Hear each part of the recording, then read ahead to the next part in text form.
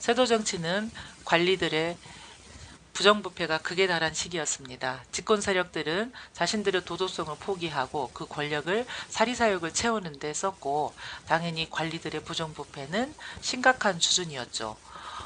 그에 대한 희생은 대부분이 가난한 농민들이 치렀는데요. 극에 달한 농민들의 희생은 결국은 저항을 불러일으킵니다. 그 시작점은 홍경래 난에 의해서 출발합니다. 농민의 소극적인 저항은 먼저 소청, 벽서 또는 괴서 이렇게 나타납니다. 소청은 상소문을 올리는 거죠.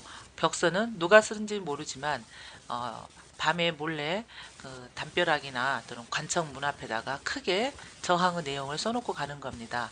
오늘날의 대자보하고 비슷한 것이죠. 괴서는 누가 썼는지는 모르지만 집권 세력에 저항하고 정치적 문란을 지적하는 그러한 글들을 의미합니다. 이런 것들이 받아들여지지 않았을 때 결국은 무력적인 봉기를 하게 되는데, 바로 1811년에 일어난 홍경래 난이 그 시작점이었고, 1862년에 진주에서 시작된 농민 봉기가 전국적으로 번지면서 대단위의 농민 항쟁이 있게 됩니다. 1862년이 임술년이었기 때문에 이러한 봉기를 임술 농민 봉기라고 합니다. 홍경래 난은 각계각층이 총망라되어 참여합니다. 이 홍경래 난은 그 대부분의 참여자들이 그 농민계층이었고 빈곤계층이었어요. 그럼에도 불구하고 왜 홍경래 난이라고 부르고 농민봉기라고 하지 않느냐면, 주도했던 중심 세력이 몰락 양반과 부호였던 주로 이제 상인계층이었어요. 몰락 양반들이야 중앙으로 진출을 못하는 과거길이고 뭐고 다 막혀 있었기 때문에 당연히 불만이 많았다고도 볼 수 있지만, 상인층은 왜 가담했을까요? 상인층도 불만이 많았어요. 왜냐하면 이 서북지방은 조선 초부터 중앙 정계에서 상당히 차별을 받았었습니다. 여러 가지 이유가 있지만 구체적으로는 고려의 유민이라는 그런 구별 의식이 있었고요. 그 다음에 이 지역은 원래가 여진족이 주로 많이 살고 있었어요. 그래서 순수하다기보다는 약간 혼혈인이 살고 있다라는 그런 인식이 강하게 있었죠.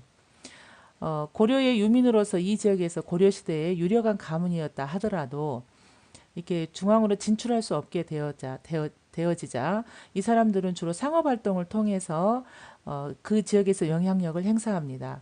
또 조선 후기 가면은 청나라하고 무역이 대단히 성행하게 되지요. 특히 우주의 만상과 이 개성의 송상은 전국적인 상권을 쥐고 흔들 정도로 대단한 상업 활동을 활발하게 했습니다. 그런데 세도 정치가 행해지면서 세도 정권은 바로 서북지방의 상권까지도 전부 수탈을 합니다. 즉 한양을 중심으로 한 상인들이 서북지방의 상업 활동을 독차지할 수 있도록 돕게 된 거죠. 그러다 보니까 이 지역에서 활동하고 있었던 상인 계층이 많이 억압을 당할 수밖에 없었어요. 그래서 상인이 많이 참여를 하게 됩니다. 주로 이제 대부분은 빈곤 농민과 광산 노동자들이 여기에 합세를 하는데, 광산 노동자들은 사실은 떠돌아다니는 농민이나 빈곤 농민들이었어요. 이 지역에 보면 운산이라는 곳이 있는데, 그 운산은 아주 옛날부터 금광으로 아주 유명한 곳이었어요. 그런데 국가에서는 이제 금광을 개발을 금지를 시키고 있었죠. 금강 개발을 금지시킨 이유는 농민들이 금강에 많이 가버리게 되면은 토지에서 농사를 짓지 않을 거라는 생각 때문에 금강 개발을 금지시켰어요. 그런데 이제 이 운산 사또에게 홍경래가 뇌물을 주고 금강을 개발합니다. 이게 널리 알려지면서 광산 노동자들이 굉장히 많이 오게 되죠. 이들을 설득해서 이 난에 가담을 시켰던 것입니다. 짐작하다시피 홍경래 난을 그렇게 많은 사람이 호응했던 가장 결정적인 이유는 결국은 세도 정권이었죠. 세도 정권의 지나친 수탈, 그 다음에 조선 초부터 꾸준히 이어져 왔었던 서북인에 대한 차별, 그리고 그나마 숨을 좀 쉬고 있었던 이 자유로운 상업활동, 이것조차도 세도 정권이 억압을 하면서 이권을 많이 뺏어가게 되죠. 이런 여러 가지 원인이 이유가 되어서 홍경래를 중심으로 한 난이 일어나게 된 겁니다. 일어났던 지역은 바로 이 충청북도, 평안북도의 가산이었어요. 가산 다복동에서 일어나죠. 그래서 이 지역에 청천강 이북 지역에 8개의 군을 점령하면서 사실상 평안북도 지방을 점령하게 됩니다. 이 지역에 사또를 임명할 정도로 대단히 큰 위세를 가지고 있었는데 불과 5개월이 못 되어서 거의 진압을 당해요. 자, 그 이유가 바로 무엇이었냐면 일단 군대를 북진과 남진으로 나누어요. 이것은 어떤 적이 있었을 때 위아래에서 둘러싸고 공격을 하는 그러한 효과는 있을지는 몰라도 결국 힘이 분산되면서 강력한 관군을 맞이해 가지고는 총력적인 힘을 발휘할 수 없게 만듭니다. 그 다음에 지나치게 서북지방을 강조하지요. 그러다 보니까 서북 이외의 지역에 적대감을 불러일으키면서 많은 지지자를 잃게 되죠. 그리고 가장 큰 문제, 가장 큰 실패 원인은 바로 이것입니다. 토지 문제 등 당시 대단히 많은 사회적인 모순이 발생하고 있었는데 여기에 대한 구체적인 개혁안을 제시하지 못했어요. 이게 바로 가장 큰 실패 원인으로 꼽습니다. 그러나 이 홍경래 난은 바로 이 몰락양반, 중인, 상인, 빈곤층 등이 각계각층이 전부 참여하면서 바로 이 과정을 통해서 민중들은 뭔가 잘못되었다. 현실적 모순을 어떻게든지 해결해야겠다라는 자각의식을 가지게 되면서 이 이후에 19세기 농민 봉기에 선구적인 역할을 합니다. 자, 이것은 홍경래가 봉기했을 당시의 경문입니다.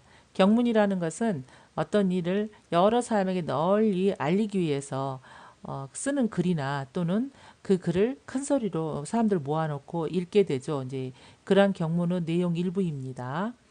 조정에서는 관서를 버림이 분토와 다름없다. 이 관서라는 것은 이제 서북지방, 즉 평안도 지방을 말하지요. 평안도를 버렸다. 흙가루처럼 쓸데없는 흙처럼 버렸다. 심지어 권세 있는 지부 노비들도 노비라고 하면 천민이잖아요. 근데 그런 노비조차도 서북지방 사람들에게 평안도 놈이라고 굉장히 얕잡아 봤다는 거예요. 그러니 대단히 억울하고 원통하다 이런 말이죠. 지금 임금이 나이가 어리다. 지금 임금은 바로 누구냐면 이때 홍경래가 난을 일으켰을 당시가 1811년이니까 이제 순조 11년에 해당이 돼요. 순조가 어린 나이에 왕이 올랐기 때문에 이때도 나이가 어리다고 생각을 했겠죠. 권세 있는 간신배가 그 새를 날로 떨치고 이때 이 간신배로 꼽는 사람이 바로 안동 김씨의 중심 인물, 세도 정권이 시작되었을 때의 인물 김조순과 박종경을 꼽고 있습니다. 김조순과 박종경의 무리가 국가 권력을 오로지 갖고 이때 이제 오로지라는 것은 온이란 뜻이 아니고 완전하게 혼자 다 갖는다 그런 뜻이에요. 완전하게 갖고 노니까 어진 하늘이 재앙을 내린다. 이게 이제 무슨 말이냐면 당시 함경도에서 굉장한 유례 없는 흉년을 맞이합니다. 많은 사람들이 굶어 죽어가죠. 그런데도 세금은 수탈은 계속되어졌어요. 근데 사람들이 많이 못 먹고 굶다 보니까 면역력이 약해지죠. 그래서 전염병에 취약합니다. 그래서 흉년만 온 게 아니고 전염병도 크게 와요. 즉 흉년과 전염병은 사실상 동전의 양면처럼 왔다 그것입니다. 하늘이 재앙을 내린다는 말은 바로 그런 시대적인 상황을 말하고 있어요. 이제 경문을 띄워 여러 고우를 군우에게 알리로니 군우라는 것은 지방 세력가를 말하겠죠. 절대 동요하지 말고 성문을 활짝 열어라. 이 동요하지 말라는 말은 우리랑 대적하지 말라. 우리랑 싸우려고 하지도 말고 문을 활짝 열어서 우리한테 항복해라. 그런 뜻입니다. 홍경래 난 이후로 농민 봉기는 끊어지지 않았습니다. 소규모로 계속 이어졌으나 이렇게 전국적으로 이렇게 봉기가 일어나지는 않고 꾸준히 여기저기에서 봉기는 있어 왔었죠. 그러나 세도 정치가 극에 달했던 1862년에 농민들은 드디어 손에 무기를 들고 일어납니다. 바로 더 이상 물러설 곳이 없을 만큼 생존권에 위협을 당하게 된 것이죠. 시작은 진주였어요. 진주에서 봉기가 일어나게 되자 너도 나도 전국적으로 이 농민 봉기가 확산됩니다.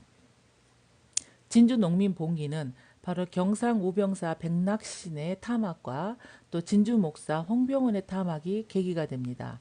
여기에서 우리가 좀 알아둘 게 뭐냐면 이 경상 우병사라는 것은 한마디로 육군 경상도 육군 뭐 사령관을 말을 해요.